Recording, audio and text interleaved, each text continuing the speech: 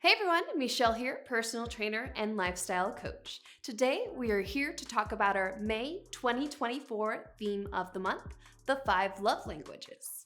Now, you've probably heard this term thrown around a bit. It was actually originally a book written by Gary Chapman in 1992. Now, Gary Chapman was a marriage counselor, and his main role of this book was actually to use it as a tool for married couples to get a better idea of what they needed from each other and how to better communicate in order to be able to increase the quality of their relationship. Now, since then, it's actually been used in any and all different types of relationships, and so that's what we're going to be looking at this month, is being able to create those social connections with our friends and family as well, and see how we can communicate with our 5 love languages, both receiving and giving. So the first thing that we're going to do is identify the 5 love languages. We'll go through how you can identify which are your primary love languages and those of the people around you, your friends and your family. And then we're going to talk about how to use it as a tool to connect with other people, maybe even be able to use it as a tool to identify conflict in a relationship.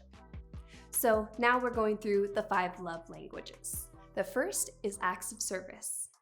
Then it's going to be receiving gifts, quality time, words of affirmation, and physical touch. Now, first is acts of service. So for people that this is their primary love language, actions speak louder than words. So this is essentially you being able to do something for someone else, whether that's a complete a task, maybe do some chores around the house, or just take something off of their plate. For people that this is their primary love language, they are going to appreciate that you thought of them and did something for them.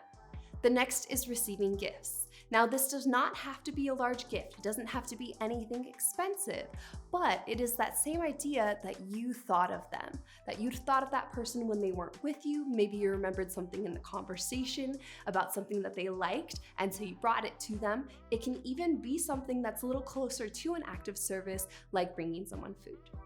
The third one is quality time. So for quality time, it should be uninterrupted time spent together, and this can be accentuated by things like putting your phone away and giving someone your undivided attention. It is really just spending time together regardless of what the activity is. The next one is words of affirmation. So this can be something as simple as sending someone a text, maybe writing them a letter, expressing to them in person how much they mean to you, maybe how proud you are of them, or complimenting something that they did.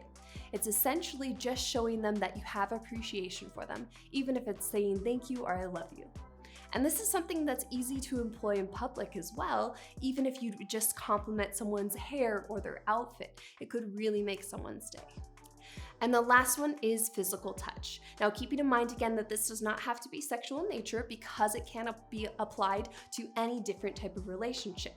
So something as easy as a high five or a pat on the back can go a long way for someone whose love language is physical touch. On top of that, a hug that lasts longer than 20 seconds can actually produce enough oxytocin to be able to reduce your cortisol levels and lower stress. So something as simple as a hug can make a huge difference. So now that we've identified the 5 love languages, the next step is deciding which are your primary love languages. Now keep in mind that these are all good things and they are all ways that we want to be able to display our love or receive love from other people, but there are some that might speak a little bit more innately to you. There is a quiz on 5lovelanguages.com, so you can check that out, or you can just take a look at some of your previous experiences and identify which of these speak the loudest to you. Now, one of the ways in order to be able to look at your previous experiences is think, what are some ways that maybe my significant other, my friends, or my family displayed love to me that made me the happiest? Or opposite of that, what are some ways that they did not display to me that gave me the most pain or made me feel the worst? And these are going to be the ones that speak to you the most, and this is the way that you want to be able to receive and communicate to others that you'd like to receive your love. Now, keep in mind that there are quite a few factors. Some of these can evolve. It can depend on the type of relationship that you have, maybe the situation. It can even depend on which love language is being fulfilled for you. So maybe you don't have that as high of a priority because you're already receiving it.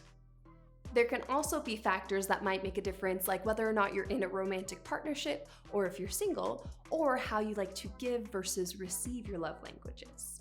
Now, ideally, again, the idea is to communicate with other people so that you're receiving the love language in the ones that speak the loudest to you, and you're giving the love language in the ones that speak the loudest to them, but everyone will have a primary that speaks a little bit more toward them. So that's totally fine as well. So we want to make sure that we're communicating with the people around us. We're trying to reciprocate to help them feel valued, and we're increasing the value of our relationships and our connections. I'm so excited to see what you guys come up with. I'll include some resources, and please let me know if you have any questions.